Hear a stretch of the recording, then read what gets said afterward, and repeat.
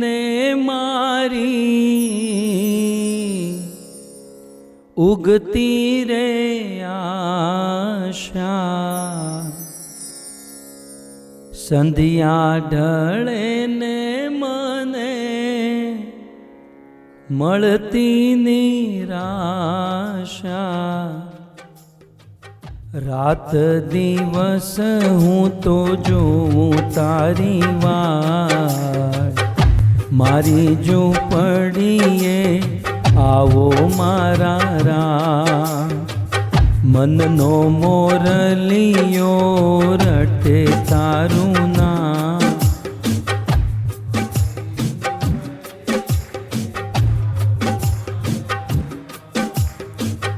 એક વાર આવી પૂરો હૈયા કેરી હા, મારી ઝૂંપડીએ આવો મારા રામ, એક વાર આવી પૂરો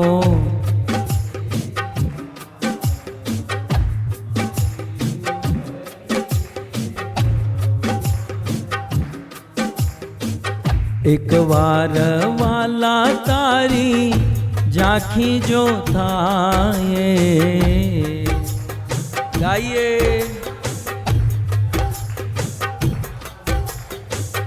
એક વાર વાલા તારી ઝાંખી જો થાય,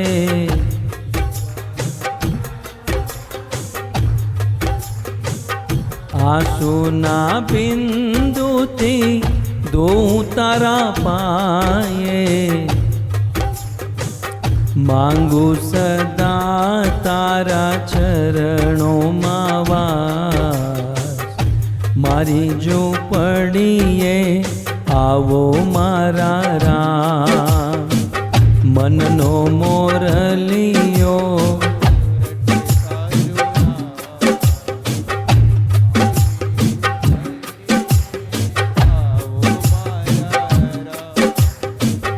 એક વાર આવી પૂરો હૈયા કેરી હા, મારી ઝૂંપડીએ આવો મારા રામ,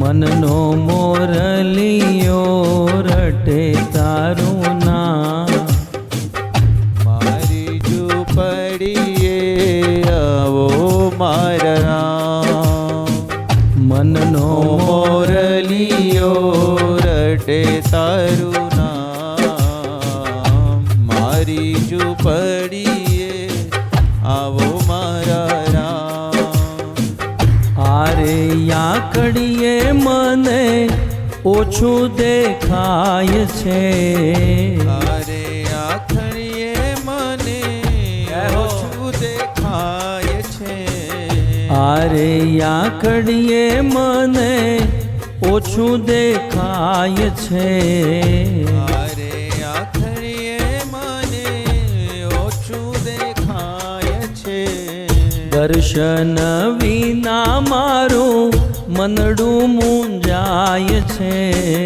દર્શન વિના મારું મનડું મૂંઝાય છે, દર્શન વિના મારું મનડું મૂંઝાય છે, દર્શન વિના મારું મનડું મૂંઝાય છે, નહીં રે આવો તો વાલા જાશે મારા પ્રાણ, મારી ઝૂંપડીએ આવો મારા રામ, મનનો મોરલિયો રટે તારું નામ, મારી ઝૂંપડીએ આવો મારા રામ, એક વાર આવી પૂરો હૈયા કેરી હા, મારી ઝૂંપડીએ આવો મારા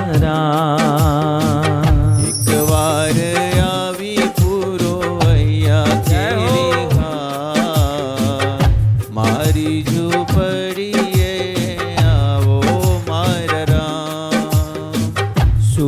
सूरज युगे ने मारी उगती रे आशा, सूरज युगे ने मारी युगती रे आशा, संध्या ढळे ने मने મળતી નિરાશા, સંધ્યા ઢળે ને મને મળતી નિરાશા, રાત દિવસ હું તો જોઉં તારી વાત, મારી ઝૂંપડીએ આવો મારા રામ, મનનો મોરલિયો રટે તારું નામ, મારી ઝૂંપડીએ આવો મારા રામ, એક વાર આવી પૂરો હૈયા કેરી હા, મારી ઝૂંપડીએ આવો મારા રામ, એક વાર કવિ પૂરો હૈયા કેરી હાર, મારી ઝૂંપડીએ આવો મારા રામ, મનનો મોરલિયો રટે તારું નામ, મારી ઝૂંપડીએ આવો મારા રામ. श्री रामचंद्र भगवान. सो आज हम सबका परम सौभाग्य रहा, आज हम सब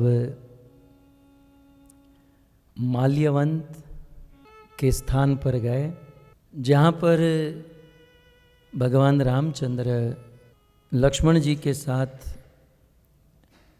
वर्षा ऋतु में रुके थे। वैसे भगवान रामचंद्र सीता जी के विरह में दुखी थे, सीता जी को याद करके रो रहे थे। प्रसिद्ध चौपाई अक्सर हम लोग गाते हैं, हे खग मृग है मधुकर श्रेणी, तुम देखी सीता मृग नैनी, तुम देखी सीता मृग नैनी। राम जी, कोई खग कोई मृग जब राम मार्ग में मिलता था तो कहते थे कि हे मृगणी, तुम्हारे जैसी ही आंख थी सीता की, क्या तुमने मेरी सीता को देखा? जितने भी वृक्ष रास्ते में आते थे, वृक्ष को आलिंगन करके कहते थे, आपने मेरी सीता को देखा? प्रत्येक पत्थर को पूछते पूछते जा रहे थे। सो एक तो सीता जी का विरह था, ऊपर से सीता जी के विरह में जब यहाँ किष्किंधा में थे तो वर्षा ऋतु आई, और वर्षा ऋतु जो है ना, ऐसी ऋतु है जिसमें प्रेमी की ज़्यादा याद आती है। એટલે ઘરેથી બહાર જવું પણ વર્ષા ઋતુમાં નહીં જવું। सो बारिश में विरह और बढ़ जाता है। सो यहाँ थे और सीता जी की याद, और माल्यावन की जगह पर रुके। रामायण में वर्णन है, रावण को माल्यवंत ने भी बहुत समझाया था। अब जानते हैं रावण को कितने लोगों ने समझाया? हनुमान जी ने समझाया, नहीं माना। विभीषण ने समझाया, रावण नहीं माने। पत्नी मंदोदरी ने समझाया, फिर भी नहीं माना।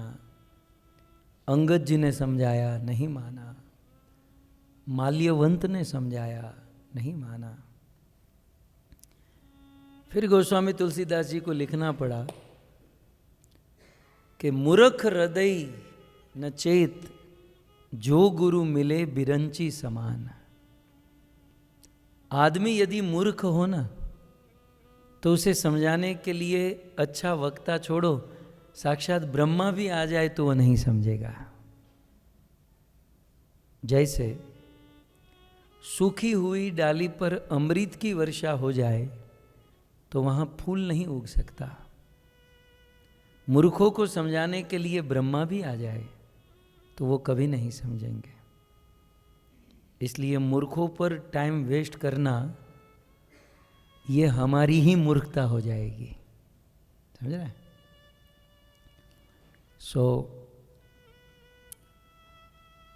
तो आज हम प्रथम दर्शन वहाँ गए और फिर आज का हमारा दूसरा दर्शन बहुत सुंदर है। कौन सा था? अंजनाद्री पर्वत, बहुत सुंदर। पिछले 2-3 दिन से विचरण कर रहे हैं, आप देख रहे हैं पर्वत के ऊपर पत्थर के ऊपर पत्थर, यहाँ पत्थर वहाँ पत्थर। क्या आपको लगता है ये स्वाभाविक होगा? नहीं। हनुमान जी और बड़े बड़े वानर, जैसे बच्चे गोटी से खेलते हैं ना, वैसे वो लोग पत्थर से खेलकर यहाँ पत्थर रखते, वहाँ रखते, वहाँ रखते।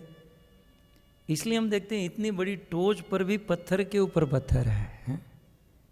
मतलब वो युग, उस युग के हाइट, साइज, और वो लोग के लिए ये पत्थर छोटे हुआ करते थे और खेलकर कोई ऊपर रख दिया, कोई यहाँ रख दिया। आप इमेजिन कीजिए, तब जाकर ये समझ में आएगा कि इस किष्किंधा में वानर इन पत्थरों से खेलते थे।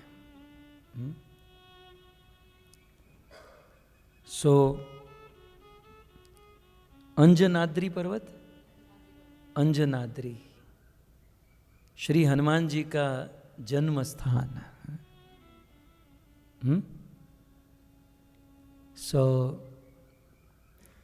हनुमान जी के विषय में हम थोड़ी देर श्रवण करें।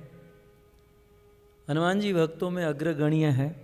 संसार के लोग भगवान का भजन करते हैं, भगवान अपने भक्तों का भजन करते हैं।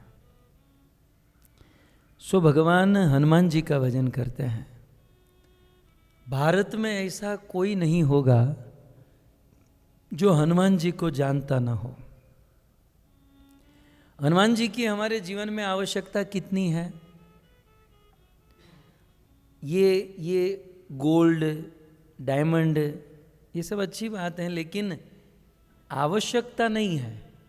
बिना गोल्ड डायमंड के हम जी जाएंगे ना। तो ये गोल्ड डायमंड से भी अधिक आवश्यकता भोजन की है, अन्न की है, फल की है। एक बार बिना फल के भी जी जाएंगे। जल की आवश्यकता है। यद्यपि गोल्ड डायमंड से सस्ता है फल, फल से सस्ता है जल, है?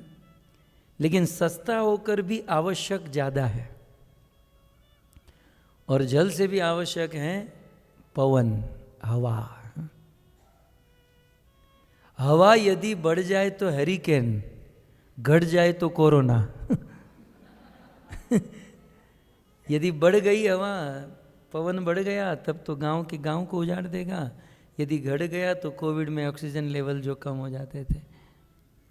तो हमारे जीवन में पवन को प्राण कहा गया है, प्राण वायु। प्राण की जितनी आवश्यकता है उतनी ही आवश्यकता श्री हनुमान जी महाराज की है। हनुमान जी महाराज कुछ लोगों के लिए एक संत है। हनुमान जी कुछ लोगों के लिए गुरु है। हनुमान जी कुछ लोगों के लिए साक्षात भगवत कृपा का अवतार है। कुछ लोगों के लिए एक आदर्श, एक आइडल है। कुछ लोगों के लिए समर्पण है, कुछ लोगों के लिए सेवा। सब लोग अपनी अपनी मान्यता से हनुमान जी की उपासना करते हैं, हनुमान जी को मानते हैं। हनुमान जी के जन्म स्थान पर जाकर आए तो हनुमान जी को प्रणाम करना जरूरी है। एक बहुत सुंदर श्लोक से हनुमान जी को प्रणाम किया जाता है। और इस श्लोक के प्रत्येक शब्द में हनुमान जी के गुणों का वर्णन है। अतुलित बल धामम, बोलिए, हेम शैलाभ देहम, दनुज वन कृशानम, ज्ञानी नाम अग्रगण्यम, सकल गुण निदानम, वानराणाम अधीशम, रघुपति प्रिय भक्तम, वात जातम नमामि। ये श्लोक है।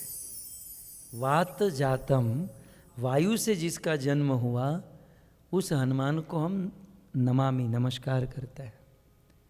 कथम भूतम हनुमान, हनुमान जी कैसे हैं? तो इस पूरे श्लोक में कहते हैं सबसे पहले अतुलित बल धामम। हनुमान जी महाराज अतुलित माने अतुलित, जिसकी कोई तुलना नहीं हो सकती, ऐसे बल के स्तोत्र है, धाम है श्री हनुमान जी। और हनुमान जी का सबसे बड़ा बल कहाँ है बताए? चलो बताओ, हनुमान जी का सबसे ज्यादा बल कहाँ इस्तेमाल हुआ? कौन बताएगा? नहीं, किस लीला में, कौन सी लीला में? जैसे जैसे मैं एक एग्जांपल देता हूं, कृष्ण की सबसे ज्यादा कृपा कौन सी लीला में खर्च हो गई? पूतना उद्धार लीला में। पूतना पर कृष्ण ने जितनी कृपा की उतनी और कोई लीला में नहीं हुई। सो हनुमान जी का सबसे ज्यादा बल कहाँ खर्च हुआ? ये पूरी रात बीत जाएगी लेकिन कोई जवाब नहीं दे पाएगा, मुझे पता है। हाँ हाँ, बोलते जाइए लेकिन आंसर नहीं आएगा। इसीलिए ना, एक्चुअली हम लोग बल क्या है ये जानते नहीं है। अब ध्यान से सुनिएगा, बलवान किसे कहते हैं? प्राय हम लोग क्या कहते हैं? किसी को तोड़ फोड़ दिया, मार काट दिया, खत्म कर दिया, ये बलवान नहीं। सच्चा बल किसे कहते हैं?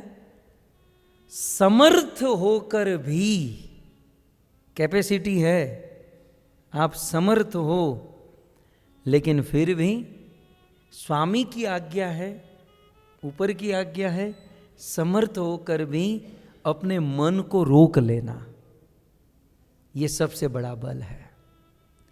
हनुमान जी जब लंका में गए तो रावण को मारने में समर्थ थे। हनुमान जी चाहते तो सुंदरकांड में ही दी एंड कर देते, और उसकी सटक भी गई थी। सारी ओर से हनुमान जी को था कि रावण को मार ही दूं, लेकिन समर्थ होकर भी हनुमान ने रावण को नहीं मारा। ये हनुमान का सबसे बड़ा बल था। समर्थ होकर भी अपने मन को रोक लेना, मन के आवेग को रोकना, ये सबसे बड़ा बल है। समझ आ रहा है? कभी क्रोध आ जाए, कभी भूख का वेग, क्रोध का वेग, काम का वेग, उसे रोकना ये सबसे बड़ा बल है। सो अतुलित बल धामम, पहला गुण। हनुमान जी का दूसरा गुण, हेम शैलाभ देहम। हनुमान जी का शरीर शैल पत्थर के समान बिल्कुल मजबूत था। और हनुमान जी के शरीर का रंग क्या था? हेम। हेम माने सोना। सोना कौन से रंग का होता है? पीले रंग का, येलो। सो हेम, सोने के समान पत्थर जैसे हनुमान जी का देह था। ज्ञानी नाम अग्रगण्यम, जो ज्ञानियों में सबसे श्रेष्ठ हैं। फिर कहते हैं सकल गुण निधानम, सभी गुण के निदान है। वानराणाम अधीशम, जो वानरों में अग्रगण्य है। और रघुपति प्रिय भक्तम, और राम जी के परम प्रिय भक्त है श्री हनुमान जी। हमारे गुजरात के सौराष्ट्र के एक संत हुए कवि काग, उन्होंने बहुत सुंदर पद और भजन लिखे। उन्होंने गुजराती भाषा में लिखा कि जगत में एक एवो जन्मो जेणे राम ने ऋणी राख्या। भगवान को कोई ऋण में रख सकता है? हम सब लोग भगवान के ऋण में हैं, लेकिन दुनिया में एक आदमी ऐसा पैदा हुआ जिसने राम को ऋणी बना लिया। और फिर कवि काग ने बहुत बड़ा भजन लिखा है कि हनुमान ने इतना राम के लिए किया लेकिन कभी हिसाब नहीं मांगा। संजीवनी लाए, लक्ष्मण को जीवित किया, ये किया वो किया। आज भी राम हनुमान के सामने देखते हैं ना तो सिर झुक जाता है कि यार इसको मैं, इसके ऋण से मैं मुक्त नहीं हो पाया। सो जगत में एक एवो जन्म्यो जेने राम ने ऋणी राख्या। ये है हनुमान जी महाराज। और वात जातम नमामि, और पवन के पुत्र है श्री हनुमान जी महाराज। हनुमान जी के विषय में, हनुमान जी प्रभु चरित सुनी बेको रसिया। हनुमान जी का सबसे बड़ा गुण क्या है? प्रभु चरित सुनी बेको रसिया। देयरफॉर आगे क्या है? सीधा समझ जाओ ना यार, दूर कहाँ जाना है। राम लखन सीता मन बसिया। यदि आप भी राम और सीता के हृदय में बसना चाहते हो, इसका अर्थ है ना राम लखन सीता मन बसिया, माने हनुमान जी राम सीता लक्ष्मण जी के हृदय में राज करते हैं। भगवान के हृदय में यदि राज करना चाहते हैं तो हनुमान से सीखना चाहिए कि राम लखन सीता मन बसिया। क्यों? क्योंकि प्रभु चरित सुनी बेको, भगवान के चरित्र को सुनने के रसिया जब बनेंगे ना तब भगवान के हृदय में राज करेंगे। सो हमें प्रभु चरित्र सुनी बेको रसिया, भगवान के चरित्र को सुनने का रसिक बनना है। जैसे आप लोग हैं, मधुसूदन प्रभु सो रहे थे, कुछ खा रहे थे, कुछ पी रहे थे, कुछ चल रहे थे, लेकिन जैसे ही कथा शुरू हुई सब कुछ छोड़कर यहाँ आकर बैठ गए। इसे कहते हैं रसिया। हाँ, पंडिया साहब भाई ते रूम से तो यहीं आविन बैठा लो। हाँ? ये रसिए, ये हैं रसिया। हाँ? प्रभु चरित सुनी बेको रसिया, राम लखन सीता मन बसिया। और हनुमान जी महाराज भगवान के चरित्र को सुनना गाना यही अच्छा लगता है। एक बार क्या हुआ, हम लोग हनुमान चालीसा गाते हैं, राइट? सबसे पहला दोहा क्या है? बुद्धिहीन तनु जानिके सुमिरो बल बुद्धि विद्या देहूं मोहि हरहूं। बस गोस्वामी तुलसीदास जी ने जब ये कहा, हनुमान जी सीधे अंजनी पर्वत से आ गए। क्या कहा? बुद्धिहीन तनु जानी के। गोस्वामी जी कहते हैं मुझे बिना बुद्धि का समझकर सुमिरो पवन कुमार, हे पवन कुमार मैं आपका स्मरण करता हूँ, मुझे बल दीजिए, बुद्धि दीजिए, और हर हूँ कलेश विकार, मेरे क्लेश और विकार को हर लीजिए। जब इतना स्मरण किया हनुमान जी महाराज आ गए। जब हनुमान जी महाराज आए तो कहा कि गोस्वामी तुलसीदास जी आज प्रभु की कौन सी कथा सुनाओगे? गोस्वामी तुलसीदास जी ने कहा कि आज मेरा मूड कर रहा है कि राम जी की कथा नहीं, आज हनुमान की कथा सुनाऊं। यदि हम लोगों को कोई ऐसा कहे कि आज है ना लाल गोविंद प्रभु भगवान की कथा नहीं, आज कमल नयन प्रभु आपकी कथा सुनाने वाला है। कमल नयन तो पंडिया साहब ने छोड़ी, पंडिया જ્યાં હોય ત્યાં આપણી कथा पहला આપણે સાંભળવાની છે। हमको हमारी कथा कितनी है, बाहर से भले हम लोग कहते हैं कि मेरे बारे में आप कुछ मत बोलना, आप मेरे बारे में, अंदर थी तो भड़को थतो होय कि मेरे बारे में कोई बोले। सो हनुमान जी ने कहा कि महाराज आप आज किसकी कथा सुनाओगे? बोले तुलसीदास जी ने कहा मेरी इच्छा है कि आज हनुमंत चरित्र मैं ना आपके बारे में कुछ बोलूं। और हनुमान जी को आया क्रोध, मेरे बारे में सुनाओगे? मेरे जैसे पामर जीव, मेरे जैसे तुच्छ जीव के बारे में कथा सुनाओगे? मैं नहीं बैठूंगा। हनुमान जी खड़े हो गए और खड़े होकर चलने लगे। तुलसीदास जी ने सोचा अरे ये तो गड़बड़ हो गई, ये तो जा रहे हैं। तुलसीदास जी ने कहा ओ हनुमान जी महाराज रुको रुको रुको, अब मैं प्लान बदल रहा हूं, ये आसन डाल रहा हूं, आप बैठिए। तो क्या सुना रहे हो? फिर दूसरा दोहा, श्री गुरु चरण सरोज रज, निज मन मुकुर सुधारि।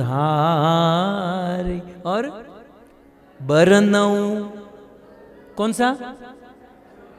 हनुमंत होना चाहिए ना। बरनऊ रघुवर बिमल जसो, जो दायक फल जा। बरनऊ रघुवर विमल जश, यश। हे हनुमान जी, बरनऊ किसका? रघुवर। मैं राम जी का विमल यश गाने जा रहा हूं, जो चारों प्रकार के फल दे। अच्छा, राम जी का यश गाओगे? हनुमान जी यूटर्न लगाए और आकर आसन पर बैठ गए। नहीं तो आप विचार कीजिए, हनुमान चालीसा के पहले बरनऊ रघुवर विमल यश क्यों लिखा है? आप थोड़ा भाषा जानते हो तो बरनऊ हनुमंत विमल यश होना चाहिए ना, क्योंकि हनुमान चालीसा पूरी हनुमान जी की है। तो हनुमान चालीसा पूरी हनुमान जी के लिए गाई जा रही है, लेकिन हनुमान जी ने देखा कि मेरे बारे में गाओगे, मैं नहीं बैठने वाला। तब गोस्वामी जी ने थोड़ा सा बोले, नहीं महाराज, बरनऊ रघुवर विमल यश, मैं रघुवर राम का यश गाने जा रहा हूं। अच्छा, राम जी का? हनुमान जी आसन पर बैठ गए। और भाई, जो अच्छे श्रोता होते हैं हनुमान जी जैसे, वो एक बार आसन पर बैठ गए, फिर कथा समाप्त होने के बाद ही खड़े होते हैं। और जैसे ही आसन पर बैठ गए, और गोस्वामी जी ने शुरू कर दिया, जय हनुमान ज्ञान गुण सागर जय कपि। पूरे हनुमान जी महाराज के लिए पूरी हनुमान चालीसा गा दी। सो तात्पर्य यह है कि हनुमान जी महाराज अपने गुणगान सुनने के लिए तैयार नहीं थे, वो तो वापस जा रहे थे। लेकिन बरनऊ रघुवर विमल जश, राम जी का यश का कहा, इसलिए हनुमान जी बैठ गए। और जब बैठ गए तो फिर पूरी हनुमान चालीसा सुना दी है।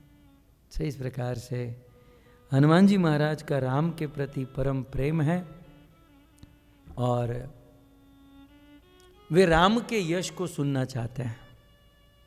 तो यदि हमें हनुमान जी को प्रसन्न करना है तो राम जी की कथा सुननी चाहिए, राइट? और यदि राम जी को प्रसन्न करना है तो हनुमान जी की कथा सुननी चाहिए। बड़ी सुंदर कथा है कि जब रावण जैसे असुरों का अत्याचार बढ़ा और फिर भगवान को पुकारा गया, भगवान ने कहा बहुत जल्द अवतार लूंगा, पृथ्वी पर प्रकट होकर दुष्टों का विनाश करूंगा, लेकिन आप लोग मुझे मदद करने के लिए कोई ना कोई रूप धारण कर लो। कल आपने सुना, सूर्य के अंश से सुग्रीव जी बने, इंद्र बाली बने, और भी ब्रह्मा जामवन जी बने, सब लोग कुछ ना कुछ बन रहे थे। शिव जी ने सोचा मैं भी कुछ बनूंगा, मेरे भगवान प्रकट होने वाले हैं और भगवान की आज्ञा है तो मैं भी कुछ बनूंगा। शिव जी मन ही मन सोच रहे क्या बनूं क्या बनूं। बोले मेरे भगवान नर बन रहे हैं तो मैं वानर बनूंगा। पार्वती आई, प्रभु क्या सोच रहे हो? बोले मैं वानर बनने की सोच रहा हूं। बोले वानर क्यों? बोले मेरे प्रभु नर अवतार ले रहे हैं तो उसकी बराबरी या उसके ऊपर का तो अवतार ले नहीं सकता, तो मुझे उसके नीचे का ही अवतार लेना पड़ेगा ना, इसलिए मैं वानर अवतार लूंगा। वानर। बोले वानर अवतार लेने से क्या होगा? बोले वानर अवतार लेने से मैं प्रभु की 2400 घंटा सेवा कर पाऊंगा। कैसे? बोले यदि मनुष्य बनता हूं तो कितना संस्कार, कितनी क्रिया। सुबह उठकर ब्रश करो, फिर स्नान करो, फिर अच्छे कपड़े पहनो, फिर उसे बदलो, फिर गायत्री करो, ये करो वो करो। अच्छा है ना, वानर बनूंगा तो ये कोई नित्य कर्म करने की जरूरत नहीं और निरंतर प्रभु की सेवा करता रहो। और दूसरा, भगवान ने, ब्रह्मा और शिव ने जब रावण के ऊपर प्रसन्न हुए और कहा कि जो चाहिए मांग लो, तो रावण ने कहा कि वानरों को छोड़कर हम किसी से न मरे, हमें ऐसा वरदान दीजिए। तब महादेव शिव जी ने सोचा कि मेरे प्रभु नर बनकर जा रहे हैं और रावण का वरदान है वानर को छोड़कर हम किसी से न हारे, तो यदि मैं वानर बनूंगा तो प्रभु को मदद कर पाऊंगा। तो यह सब कुछ सोचकर शिव जी 11 रुद्र से वानर अवतार प्राप्त कर लिए। अब 11वें रुद्र से वानर अवतार क्यों लिए? क्योंकि रावण ने जब शिव जी के लिए तप किया तो एक एक रुद्र को एक एक मस्तक चढ़ाने लगा। पहले रुद्र को एक मस्तक, दूसरे रुद्र को दूसरा, तीसरा, चौथा, तो 10 मस्तक 10 रुद्र को चढ़ चुके थे। अर्थात 10 रुद्र रावण के ऑब्लिगेशन में थे, वो रावण को मार नहीं सकते थे। इसलिए 11वें रुद्र के अंश से हनुमंत अवतार धारण किया महादेव, देवाधिदेव महादेव शिव जी ने। और ये अवतार कैसे हुआ, अलग अलग पुराणों में अलग अलग कथा है, परंतु वानरों के एक राजा हुए जिसका नाम था कुंज। क्या नाम था? कुंज। और उन्होंने शिव जी के लिए तप किया। शिव जी प्रसन्न हुए और कहा कि मुझे ऐसा पुत्र चाहिए जो त्रिभुवन विजयी हो, तीनों भुवन में जय प्राप्त करे। शिव जी ने कहा कि हे कुंज, वानर राज कुंज, आपको ऐसा पुत्र चाहिए कि त्रिभुवन में विजय प्राप्त करे। आपको ऐसा पुत्र नहीं होगा, मैं वरदान देता हूं, आपको एक सुंदर कन्या का जन्म होगा और उस कन्या का ऐसा पुत्र होगा जो त्रिभुवन विजयी होगा। शिव जी की कृपा से वानर सम्राट कुंज की कन्या हुई जिसका नाम था अंजना, जिसे हम अंजनी कहते हैं। और दूसरी ओर एक वानर राज केसरी थे। केसरी और अंजना का विवाह हुआ। दोनों के मन में शादी के बाद इच्छा हुई कि एक अच्छा पुत्र प्राप्त हो, और अच्छा पुत्र प्राप्त करने के लिए दोनों तपस्या करने चले गए। पुराणों में वर्णन है कि साथ में तपस्या नहीं की है, दोनों ने अलग अलग तपस्या की। देखो, भजन भक्ति करते समय थोड़े एकांत में हो गए ना तो अच्छा है। एक प्रभु जी में देख रहा 2 दिन से अपनी पत्नी के साथ ही बैठे थे यहाँ पर, आज नहीं है। कौन भूल गया, कोई तो थे। हाँ, आप थे। सो वानर राज केसरी और अंजना दोनों अलग अलग दिशा में तपस्या करने चले गए। अंजना माता जहाँ पर तपस्या करने आई वो और कोई स्थान नहीं, आज 500 सीढ़ी चढ़कर जहाँ गए थे उसी स्थान पर माँ अंजना ने तप किया। इसी स्थान पर तप किया और शिव जी प्रसन्न हुए, प्रकट हुए। कहा जो चाहिए मांग लो। बोले हमें आप जैसा बेटा चाहिए। शिव जी ने कहा तथास्तु। एट ए टाइम वहाँ केसरी के वहाँ भी शिव जी प्रसन्न हुए। बोले क्या? बोले हमें आप जैसा बेटा चाहिए। अब दोनों के मन में इच्छा हो गई आप जैसा बेटा चाहिए। तो शिव जी ने कहा आप दोनों यज्ञ कीजिएगा और यज्ञ से जो चरु प्रकट होगा उससे मेरे जैसे पुत्र की प्राप्ति होगी। अंजना और केसरी यज्ञ करने लगे और एट ए टाइम उसी समय अयोध्या में महाराज दशरथ पुत्र कामेष्टि यज्ञ कर, दोनों एक साथ यज्ञ चल रहा था। अयोध्या में दशरथ जी का यज्ञ पुत्र प्राप्ति के लिए, यहाँ अंजनी और केसरी का यज्ञ चल रहा था।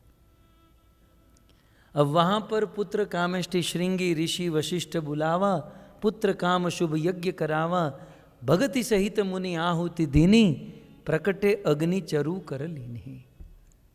वहाँ पर अग्नि देवता चरु लेकर प्रकट हुए, वशिष्ठ जी को दिया, वशिष्ठ जी ने राजा दशरथ को दिया। अब दशरथ जी ने क्या किया? सबसे पहले आधा भाग माँ कौशल्या को दे दिया और फिर जो बचा उसके 2 आधे भाग करके एक सुमित्रा को दिया, एक कैकेयी को दिया।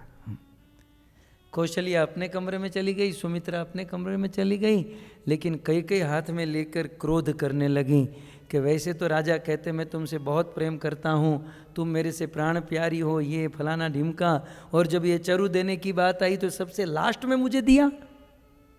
कुछ लोगों को ऐसा होता है, भाई दिया ना लेकिन बस मुझे लास्ट में क्यों दिया। सो कई हाथ में वो चरु लेकर खड़ी थी, मुझे लास्ट में क्यों दिया, मुझे पहले देना चाहिए था। अब हाथ में लेकर खड़ी थी, उसी समय आकाश से एक गीध पक्षी आया और जो एक हाथ में था वो भी लेकर उड़ गया। गीध पक्षी उस चरु को लेकर उड़ गया और फिर सुमित्रा ने अपना एक भाग दे दिया और कई ने एक भाग दिया और कौशल्या ने एक भाग दिया। सो कई का तो हो गया, लेकिन वो गीध जो आकाश में चरु लेकर उड़ा था वो आकाश के मार्ग से अयोध्या यूपी से निकला, साउथ में पहुंचा और यहां एक बाज पक्षी से वो गीध टकराया, उसके मुख में जो चरु का पात्र था वो गिर गया। अब इतना उत्तम चरु जिससे भगवान का जन्म होने वाला था, पवन देवता ने सोचा कि ये चरु नष्ट नहीं होना चाहिए। सो पवन देवता ने वह चरु बिल्कुल सुरक्षित रूप से ले लिया और लेकर जहाँ वानरराज केसरी और अंजनी यज्ञ कर रहे थे, वो चरु सुरक्षित उस यज्ञ में लाकर रख दिया। और फिर दोनों ने यज्ञ संपन्न समाप्त हुआ और जब आंखें खुली तो चरु था और माँ अंजना ने उस चरु को ग्रहण कर लिया। सो जो जिस चरु से भगवान राम का जन्म हुआ ना, उसी चरु से हनुमान जी महाराज का जन्म हुआ। इसलिए हनुमान जी महाराज के विषय में इनकी पहचान बहुत लंबी है। ये अंजनी नंदन, अंजनी के पुत्र हैं, केसरी नंदन भी हैं। ये शंकर सुवन, क्योंकि शंकर जी की तपस्या करके, शिव जी का यज्ञ करके, और शंकर स्वयं भी कहा गया, शंकर स्वयं केसरी नंदन या शंकर सुवन केसरी नंदन। और ये पवन पुत्र भी कहे गए, क्यों?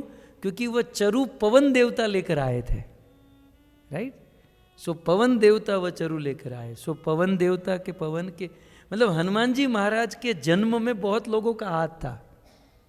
माँ अंजना, पिता केसरी, शिव जी और हैं पवन देवता, और साथ ही साथ भगवान रामचंद्र। इसलिए ये शंकर सुवन भी हैं, केसरी नंदन भी हैं, अंजना के पुत्र भी हैं, पवन पुत्र भी हैं, और एक अर्थ में राम जी के भाई भी हैं, क्योंकि जिस चरु से राम जी का जन्म हुआ उसी चरु से हनुमान जी का जन्म हुआ।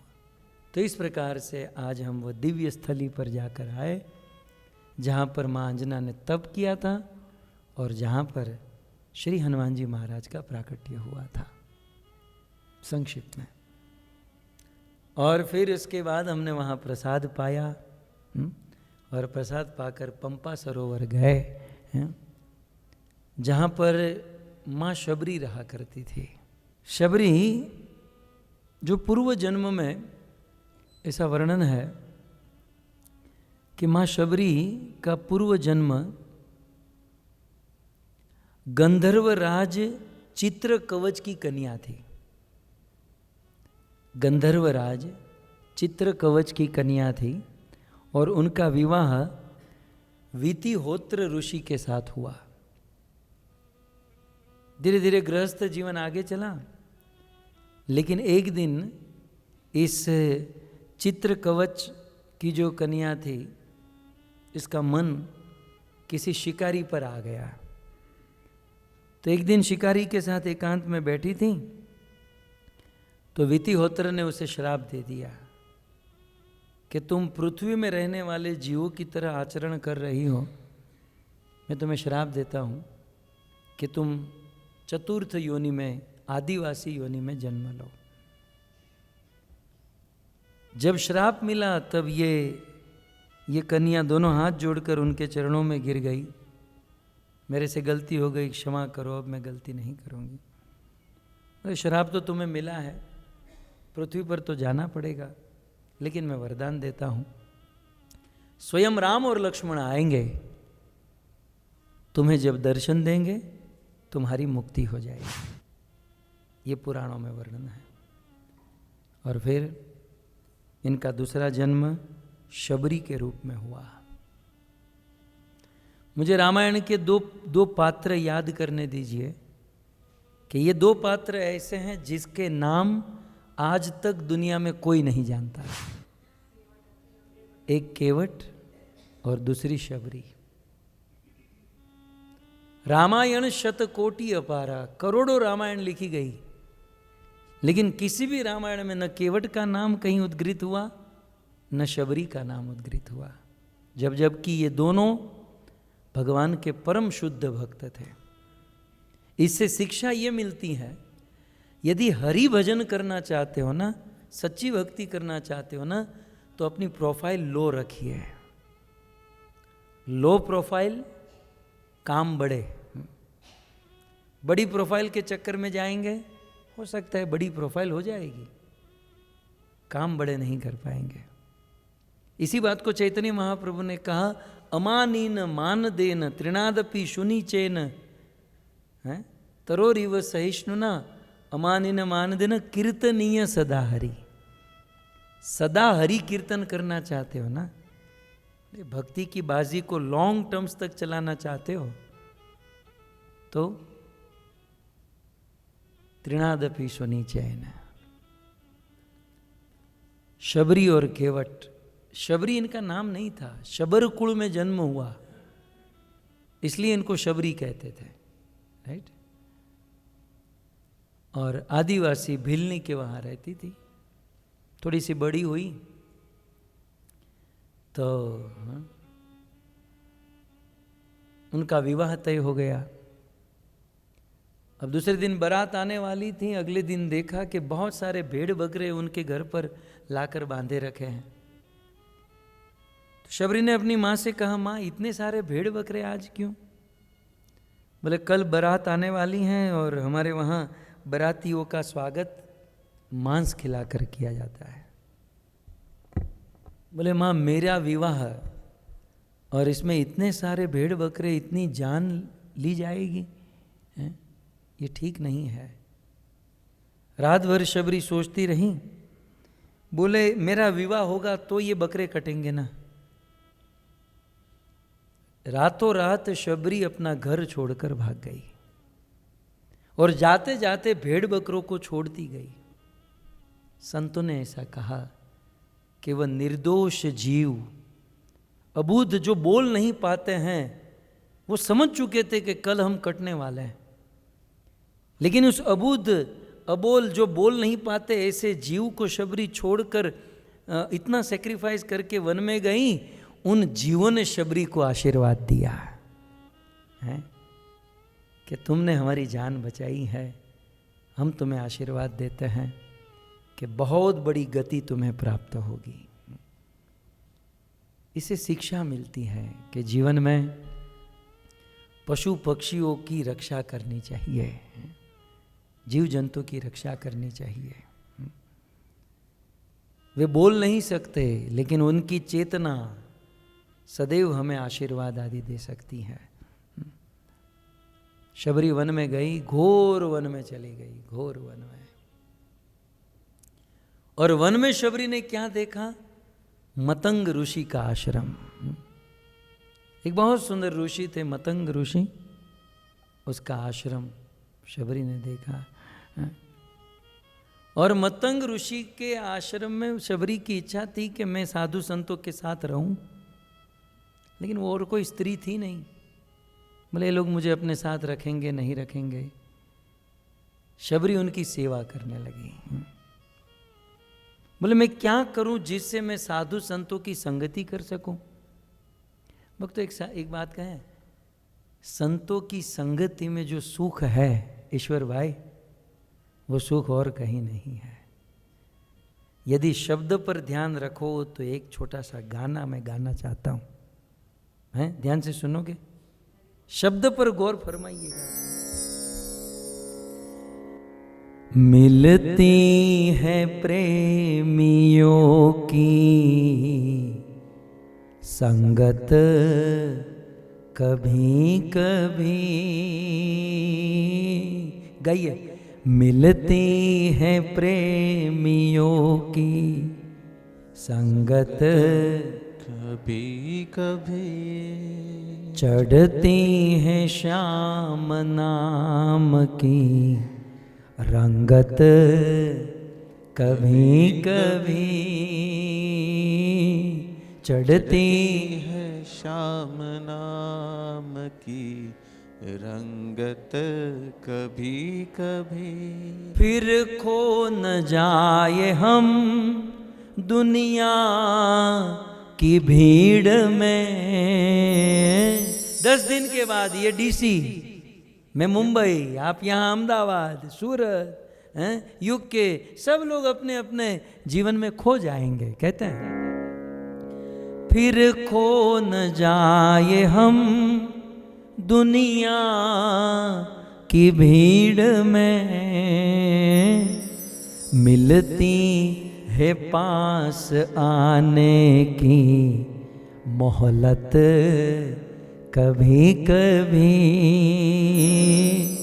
मिलती है पास आने की मोहलत कभी कभी। ऐसा अवसर तो बस केवल टीवी में बैठकर सैन हुजे से सुधा जी देखेगी हैं, नेदरलैंड से ये कुसुमिका माता जी देखेगी, लेकिन प्रत्यक्ष रूप से ये एसोसिएशन, ये साधु संगति कभी कभी, बहुत कम। लेकिन ये सबसे बड़ा सौभाग्य है। शबरी सोचें मैं क्या करूं जिससे मुझे साधु संगति मिले, बोले मैं सेवा करूंगी। ये साधु संतों के वहाँ साधु संत 4-1 बजे जगते थे सुबह, ये 3 बजे जाकर झाड़ू लगा देती, पानी भर कर रख देती, सब कुछ स्वस्थ वहाँ पर कर देती और जाकर छिप जाती। ये जितने भी चेले चपाटे थे सुबह जग कर देखते, ये हमारा काम कौन कर रहा है, अच्छा है मुफ्त में हो रहा है, सब खुश थे। दूसरे दिन, तीसरे दिन, चौथे दिन काम चल रहा था। एक दिन मतंग ऋषि को पता चला और अपने चेलों को कहा कि चेलो, ये जो सेवा कर रहा है उसे पकड़ो। बोले गुरुजी क्यों पकड़े, मुफ्त में हो रहा है, होने दो ना। तब मतंग ऋषि ने कहा, जानते हो यदि कोई हमारी सेवा करता है ना, तो सेवा करने वाला हमारी साधना को लेकर चला जाता है। एक तो हमारी साधना में कोई दम है नहीं, कोई सत्कर्म, कोई अध्यात्म एक तो है नहीं, ऊपर से हमारी सेवा यदि कोई करेगा तो सब खत्म हो जाएगा। ढूंढो खोजो कौन है। फिर दूसरे दिन सारे चेले सुबह जल्दी जगे और शबरी को झाड़ू मारते हुए पकड़ लिया और मतंग ऋषि के पास लेकर आए। शबरी ने सारी बात बताई। मतंग ऋषि ने कहा कि तुम यहीं पर एक कुटिया में रहो, और फिर शबरी रोज सेवा करती और मतंग ऋषि के चरणों में बैठकर हरि कथा सुनती। कुछ समय के बाद मतंग ऋषि की मृत्यु हो गई, रोने लगी। मतंग ऋषि जाते जाते शबरी को कहकर गए, तुम चिंता मत करो, मुझे तो भगवान के पास जाना पड़ रहा है, लेकिन तुम्हें कहीं जाने की जरूरत नहीं, तुम यहीं पर रहना, भगवान राम चलकर तुम्हारे पास आएंगे। बोले ऐसा क्यों? मतंग ऋषि ने कहा कि मैंने जीवन भर भगवान की सेवा की, इसलिए मुझे जाना पड़ रहा है, लेकिन जो भगवान के भक्तों की सेवा करता है ना, उसे भगवान के पास जाना नहीं पड़ता, भगवान उसके पास चलकर आता है। महत सेवा द्वार आहु विमुक्ते, महात्माओं की सेवा का ये बल है कि भगवान चलकर हमारे पास आता है। सो तुम यहीं पर रहो। सो इस प्रकार से मतंग ऋषि चले गए और शबरी, वैसे ही ये जो मतंग ऋषि के चेले थे ना, उनको शबरी से ईर्ष्या थी कि ये कल सुबह की आई और हमारे गुरुजी इसी को कथा सुना रहे हैं, इसी के बारे में कह रहे हैं, और हमको तो ध्यान भी नहीं देते हैं। और जब गुरुजी चले गए तब तो सब ईर्ष्या करने लगे। एक दिन शबरी झाड़ू लगा रही थी तो वो कचरे में से एक पत्थर उड़ा और एक साधु के चरणों में लगा, और साधु ने जो हल्ला किया, बोले इसका कचरा मुझे टच हो गया, मुझे स्नान करना पड़ेगा, हाय रे मुझे स्नान करना पड़ेगा। शबरी की बहुत ईर्ष्या करके वो साधु जैसे ही उस सरोवर में, पंपा सरोवर में गया, वो पंपा सरोवर गंदगी से भर गया, कीचड़ से, गंदगी से भर गया। वो जानता नहीं था कि शबरी के अपराध के कारण ये सब हुआ था। सब लोग शबरी की ईर्ष्या, निंदा आदि करते थे। और फिर जैसे हमने भजन गाया, शबरी रोज वन में जाती, फल फूल तोड़ कर लाती, मार्ग सजाती कि आज मेरे राम आएंगे, आज मेरे राम। हजारों वर्ष बीत गए और फिर एक दिन सीता को खोजते खोजते भगवान राम शबरी के आश्रम में आ गए। मुझे बहुत अच्छी बात लगती, ये कथा तो हमने बड़े विस्तार से की है, लेकिन मुझे इस प्रसंग में जो सबसे अच्छा लगता है ना, शबरी देखी। रामायण में राम आते हैं तो इसका वर्णन गोस्वामी जी क्या करते हैं, शबरी देखी राम गृह आए। शबरी ने देखा, ओ राम मेरे घर पर आ रहे हैं, तो शबरी राम की ओर नहीं दौड़ी, शबरी अपने गुरु की ओर दौड़ी। अपनी कुटिया में गुरु जी का कोई फोटो, मंदिर होगा, शबरी देखी राम गृह आए, तो शबरी तुरंत गुरु जी के चरणों में गई और गुरु जी को प्रणाम की कि गुरु जी आपने जो कहा था, आपने बिल्कुल सही कहा था कि प्रभु चलकर आपके पास आएंगे।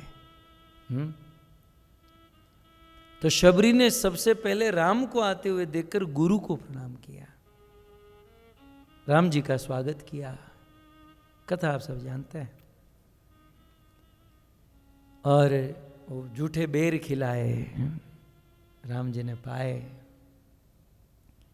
और फिर राम जी ने बिना मांगे, आप देखिए रामायण के ये दो पात्र जहां बिना मांगे राम ने भक्ति का आशीर्वाद दिया। हम तो भीख मांगते ना, गुरु जी आशीर्वाद दीजिए, आशीर्वाद दीजिए, आशीर्वाद। आशीर्वाद शाक बकालू से, रिंगना बटेटा आशीर्वाद है कि जेब से निकाल कर दे दे। आशीर्वाद मांगने की जरूरत नहीं पड़ती। जीवन में ऐसा आचरण करें, ऐसी सेवा करें कि देने वाला बिना मांगे ही दे दे। और मैं अक्सर कहता हूँ, ये आशीर्वाद और कृपा देने वाला कब दे देता है, लेने वाले को कब आ जाता है, कब निकल जाता है, इसका कोई पता नहीं रहता। दो पात्र, एक बहुत कीन प्रभु लखन सिंह, नहीं कछु केवट ले, बिदा कीन करुणा यतन, भक्ति बिमल बरु दे। बिना मांगे भक्ति दे दी केवट को, मांगा नहीं था। भक्ति बिमल बर दे, भक्ति का वरदान दे दिया। और दूसरा, शबरी ने मांगा नहीं था, शबरी ने तो बेर खिलाए और स्वागत किया, प्रणाम किया है? और कहा कि हे शबरी, मैं तुम्हें आशीर्वाद देता हूँ, नवधा भक्ति, नवधा भक्ति तुम्हारे अंदर प्रकट हो। और भगवान रामचंद्र ने शबरी के समक्ष नवधा भक्ति का उपदेश किया। और फिर भगवान रामचंद्र कहते हैं कि शबरी, उस अबुद्ध जीव के कारण तुमने विवाह नहीं किया ना, कुंवारी रह गई ना, लेकिन आज मैं तुम्हारी शादी करा दूंगा। शबरी ने कहा, इस उम्र में शादी? बोले नहीं, शादी जरूरी है। बैठो, बिठाया, मैं आपकी भी शादी करा दूं। भले एक है, दूसरी कर लो ना, कोई वांधा नहीं। आइए हम सब लोग शादी, राम जी शबरी का विवाह कराते हैं। किससे? मंत्र जाप मम